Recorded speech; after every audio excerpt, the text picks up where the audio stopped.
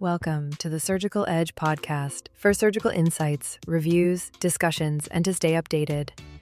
Let's dive in. When we look at surgical complications, especially the really catastrophic ones, I think the mind just instinctively searches for a mechanical failure. Oh, absolutely. You picture a slip of the hand or, a poorly controlled burst of energy. Exactly. You imagine this sudden, clumsy physical movement that just ruins the anatomy. But when you step back and actually look at the data on laparoscopic cholecystectomies, that whole clumsy hands theory completely falls apart. It really does. Because we are dealing with a landscape where the worst complications, major bile duct injuries, are almost never about a lack of technical dexterity. Right. It's something else entirely. It's the ultimate cognitive trap. The surgical hand is doing exactly what the brain is instructing it to do. Like, the technique itself might be totally flawless. But the disaster happens because the brain is operating under this profound visual delusion. Yes, exactly. Right. The surgeon is absolutely convinced they are dissecting the cystic duct when in reality they are meticulously isolating and dividing the common bile duct. The failure isn't mechanical at all. It's entirely perceptual. Which brings us to today's topic. Welcome to this deep dive, everyone. We are specifically addressing the surgeons and doctors tuning in today. Yeah, glad to be here. Our mission today is pretty singular. We are deconstructing the gold standard for avoiding vasculobiliary injury. We're unpacking the physiological and really the psychological architecture of the critical view of safety, or CVS. Right, because CVS is the definitive framework to just strip away those anatomical illusions. It forces undeniable proof of what you are dividing. But before we jump into the operative mechanics, I do need to give a mandatory disclaimer for the medical professionals listening. This content is for reference purposes only. You must always follow your local guidelines and institutional protocols in your actual clinical practice. Absolutely. So going back to that psychological element you mentioned, it's really crucial. To avoid misidentification, you have to approach the hepatocystic triangle with, honestly, an almost hostile level of skepticism. Hostile skepticism, I like that. I actually think of it like navigating a really complex, high-traffic intersection. That's a good way to look at it. Yeah, because avoiding a collision isn't really about your reaction time on the brake pedal or your grip on the steering wheel, It's about a disciplined, rigorous verification of the traffic signals before you ever initiate the turn. Exactly. You could have the best hands in the entire surgical wing, but if you misread a one-way sign, the collision is just inevitable. So let's start with the foundation that makes reading those signs possible, which is the physical landscape.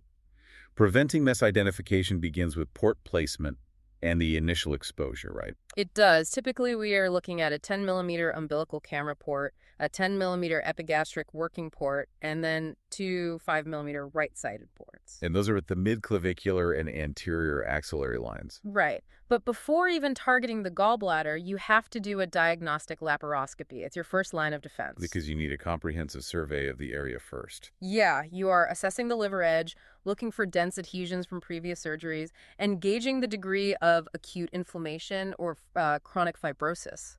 Right, and if the subhepatic space is obliterated by adhesions to the duodenum or the omentum, those have to be sharply and meticulously taken down. They absolutely do, because attempting to force your way into a muddy operative field, well, that immediately primes you for the exact visual misidentification we are trying to avoid. Okay, so once the field is cleared, we establish the exposure. And this seems to rely entirely on the mechanics of traction and countertraction. That is the whole ballgame. You grasp the fundus, retracting its cephalad, so up toward the right shoulder to open the subhepatic space. Right, the first point of traction. And then the second point of traction goes on the infundibulum, or Hartmann's pouch, retracting it laterally and slightly downward to splay open Cowlett's triangle. Let me challenge the rigidity of this step for a second, though. Because in a real-world scenario, say a surgeon is battling an enlarged, fatty liver that just keeps falling into the field. Sure, happens all the time. Or they're dealing with a really tricky camera angle. Why can't they just compensate by adjusting their viewing axis? Why is resetting this specific physical tension, fundus up, infundibulum lateral and down, treated as so completely non-negotiable? That's a fair question, but adjusting the camera only changes your perspective on the illusion, right? It doesn't actually dismantle the illusion itself. Oh, I see. The biliary anatomy is incredibly dynamic. Without that steady opposing tension, the common bile duct can easily tent up and literally be pulled directly into your plane of dissection. Wow, so it physically moves into the danger zone. Exactly. That lateral and downward pull on the infundibulum physically unfolds the cystic duct away from the common hepatic duct. If you lose that countertraction, the cystic duct and the common bile duct can align in parallel. And then they visually merge into what just looks like a single tubular structure. Yes, and that is a setup for a massive injury. It's honestly like trying to iron a badly wrinkled scrub top. If you don't pull the fabric completely taut first, running the iron over it doesn't fix the problem. You just permanently press the creases deeper into the material. That is exactly it. You have to physically alter the geography of the tissue before you apply heat or sharp dissection. Okay, so with the field held taut, we move into the infundibular approach. And the first move is scoring the peritoneum, right? Right. You start on the anterior surface of the infundibulum, making a really small peritoneal window with hook diathermy or scissors. And the strict operative rule here is keeping the instrument tips resting directly on the gallbladder wall. Always. You hug the gallbladder to stay as far away from the common bile duct as anatomically possible. Got it. And from there, you develop the anterior plane using mostly blunt dissection. Yeah, you take a Maryland, a spatula, or a suction tip and just gently sweep the fibrofatty tissue away. And when energy is required, it's just short, targeted bursts of cautery, right? We aren't dragging the hook and taking deep, continuous burns. Absolutely not. Broad, sweeping lateral movements with active energy are just devastating in this space. Because of thermal spread. Exactly. That is exactly how collateral thermal injury happens to the common hepatic duct. The sweeping must be controlled, opening the areolar tissue incrementally. Okay, which brings us to a massive psychological hazard that the sources highlight. You do all this meticulous anterior dissection, you sweep the fat away, you see what looks like a duct and an artery, and your brain just floods with relief. You think you've done the hard work. Right. But this is the trap of the false window. The false window is arguably the most dangerous mirage in biliary surgery. Confirmation bias kicks in so hard here. Because the surgeon expects to see the cystic duct. Exactly. They uncover a tubular structure on the anterior side, and the brain prematurely signals mission accomplished. But if you only develop the anterior plane, catastrophic anatomical variations can remain completely hidden in the posterior tissue. It makes me think of home renovation. Like, imagine you're knocking down a wall, you punch a hole through the front layer of drywall, you spot a copper plumbing pipe, and you just assume you understand the internal architecture. Right, you think you see the whole picture. So you grab a saw to cut the pipe. But because you didn't take down the back layer of drywall to look behind the pipe, you completely miss the live 220-volt electrical wire running directly against its posterior edge. That is a highly appropriate analogy. You acted on a two-dimensional view of a three-dimensional hazard. So how do we avoid that? To see the wiring behind the pipe in your analogy, you have to deliberately drop the infundibulum, rotate it medially, and expose the posterior peritoneal fold. Okay. Then you incise that posterior peritoneum and carry out an identical blunt dissection on the backside of the hepatocystic triangle. Sweeping the tissue, staying on the gallbladder wall until you establish a continuous plane. Exactly. The objective is to clear that fibrofatty tissue until the cystic duct and artery physically emerge from the surrounding architecture, creating an actual empty void behind them. So when you've done this correctly, you should be able to see the liver parenchyma straight through the gap from both the anterior and the posterior vantage points? Yes, but, and this is crucial, seeing through that window to the liver parenchyma does not mean you have achieved the critical view of safety. Wait, really? No, it is merely the prerequisite. Wow. Okay, so this is the critical transition then. Everything we've discussed so far, the port placement, the traction, navigating the false windows, creating that initial gap, it's all purely preparatory. It is entirely the setup for Strasberg's 3 criteria. And all 3 elements of the critical view of safety must be undeniably met before a single clip is applied. Undeniably. The concept of clipping first and finishing the dissection later is a relic of older, much riskier eras of laparoscopy. It relies on assumption rather than proof. So let's break down the elements. Element 1 is complete clearance of the hepatocystic triangle. Right. You must clear all fat, fibrous tissue and areolar tissue from the triangle until literally nothing remains but tubular structures. Let's define complete clearance strictly, though. We're talking about the space bounded by the cystic duct, the common hepatic duct, and the inferior edge of the liver, right? Yes, that is the exact boundary. So if there is a web of fibrous tissue connecting the cystic duct to the artery, or maybe a thick layer of fat obscuring the junction where the duct meets the infundibulum, is that considered clear? No. If any tissue bridges the structures, or if there is a skirt of tissue hiding the exact insertion point of the duct into the gallbladder, element 1 is failed. So you just go back to work? You must continue your dissection. The tubes have to be entirely skeletonized within that triangle. Okay, moving to element 2. Exposing the cystic plate. The lower third of the gallbladder must be dissected and detached off the liver bed. Yeah. I know this is a debated point among newer trainees, so let's really analyze it. If I have a beautifully cleared triangle, and I can clearly see a duct entering the neck of the gallbladder, peeling the organ off the liver bed feels like adding an unnecessary step that just risks bleeding from the hepatic parenchyma. I hear that all the time. So why is detaching that lower third treated as absolute gospel? Because of the right sectoral hepatic ducts.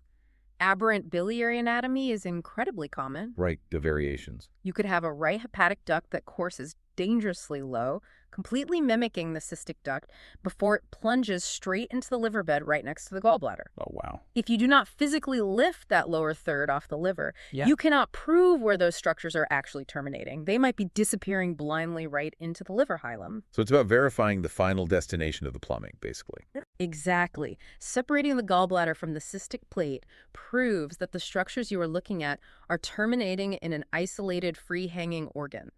It guarantees you are not about to transect a major branch of the biliary tree. You have to prove the duct goes to the reservoir, not back into the main structural system. Yeah. Which brings us to element 3, the final visual audit. 2 and only 2 structures. Yes. You orient your camera to view the infundibulum from the right side. In that specific field of view, there must be exactly 2 tubular structures entering the gallbladder. The cystic duct and the cystic artery. Nothing else. So no accessory ducts crossing the window, no aberrant right hepatic artery looping through the space like a caterpillar hump and heading to the liver. None of it. Yeah. Just 2 structures with the liver parenchyma clearly visible through the window right behind them. Well, what if you see 3 structures? You stop. You don't have CVS. And what if you see one massive thick structure that you just assume is the duct and artery glued together by inflammation? You still stop. You do not have CVS. 2. And only 2. Okay, so once the surgeon mentally checks off these 3 elements, the cleared triangle, the exposed plate, the 2 structures, the procedure demands a hard pause. It is a very deliberate cognitive shift. You drop your instruments, you transition from active dissection to pure critical assessment. You evaluate the anatomy from multiple camera angles. And this is where modern operative standards really push for documentation, right? They do. You capture a video still or a high-resolution image that clearly demonstrates all 3 criteria are met. And what does that actually achieve, practically speaking? The act of capturing the image forces a layer of intellectual honesty. When you know that image will be part of the operative record and subject to review, you view the anatomy with a much harsher, more objective lens. Because you have to prove it to someone else, not just yourself. Exactly. If the image doesn't convincingly prove CVS, you go back to dissecting. All right, so only after passing that visual audit do we cross the point of no return, the clipping and division. We have absolute verification of the cystic structures. Right. And the standard sequence prioritizes the cystic artery. You apply 2 clips proximally on the patient side and 1 clip distally on the gallbladder specimen side, and then you divide. Yes, and then you follow the exact same protocol for the cystic duct. 2 proximal, 1 distal, and divide.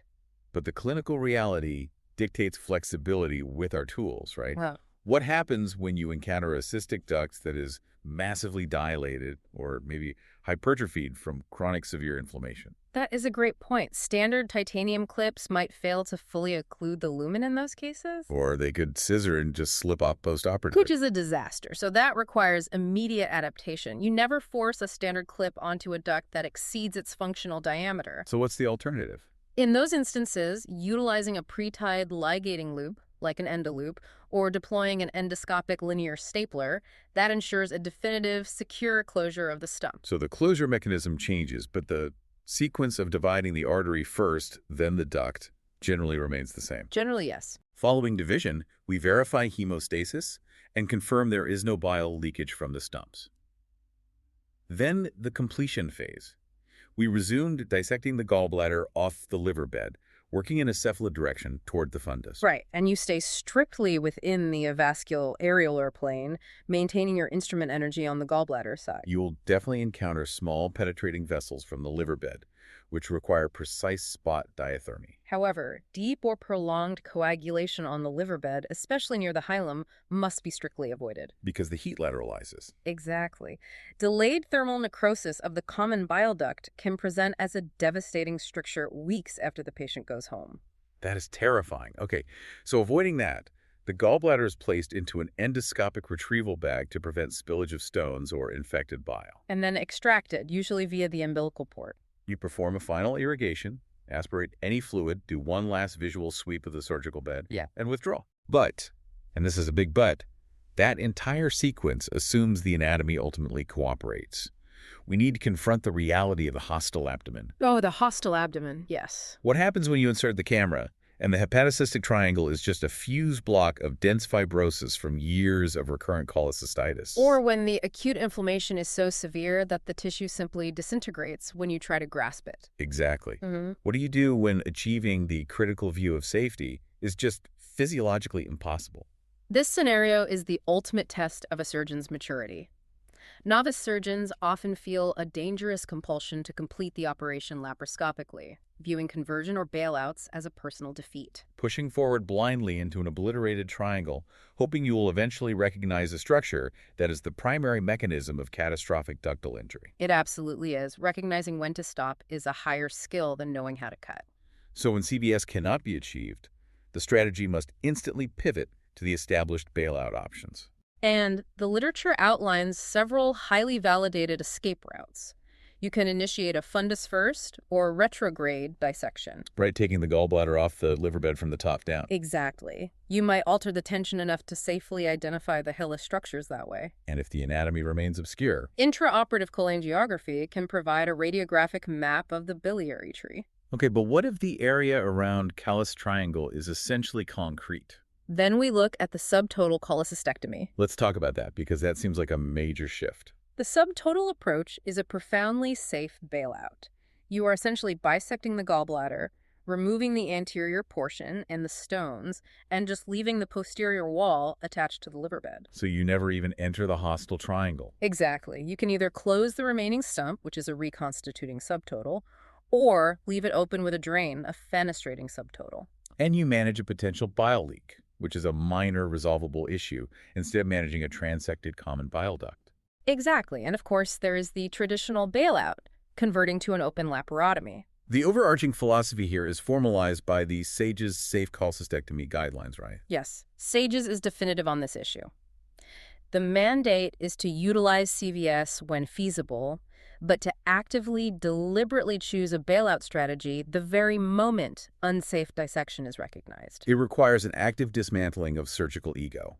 A bailout isn't a retreat, it's a recalibration. Perfectly said. An operation that ends with a subtotal cholecystectomy or an open conversion where the patient leaves the hospital with their biliary tree intact, that is a massive clinical success. Completely. Whereas a completed 45-minute laparoscopic procedure that includes a clipped and divided common bile duct is a monumental failure. The morbidity of a bile duct injury destroys the patient's quality of life, and honestly, it haunts the surgeon forever.